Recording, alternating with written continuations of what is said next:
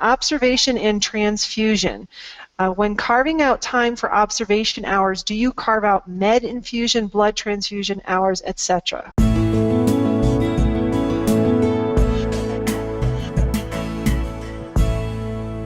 The answer to that question, so when you're talking about observation hours, I can kind of answer this one.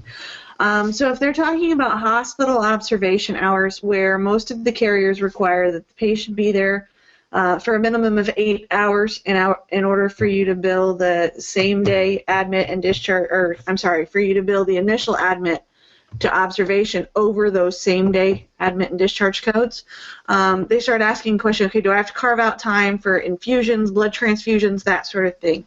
Typically, no. Most of the time, those are the services being performed while the patient is in observation. Now, if it's something that you would be getting paid for twice, that's something that you would have to think about, because you can't double dip. You can't get paid for the same thing twice. And in this situation, oftentimes you're talking two different things. For observation, yes, you have to have a number of hours to get there, but your level of service is dependent upon your history, exam, and medical decision making, or your time spent in counseling and coordination of care. The time being spent on infusions, blood transfusions, all of that is not going to be your history, exam, medical decision making, or counseling coordination of care. It's actually going to be your time spent rendering services. So if it's kind of apples and oranges in my mind. Your evaluation and management service, yes, you have to have so many hours from a billing perspective to determine which code set you use, whether it's a same day admit and discharge or an initial hospital admission to observation. But that's different than how many hours you're billing for the infusion or the transfusion that you're doing. Does that make sense?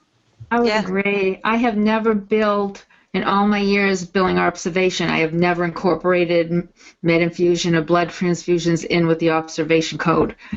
But that's not to say that it hasn't happened, but it's usually, that's an E&M, and that's just like the part that the physician bills. So I'm agreeing and that with would you, be, Chandra.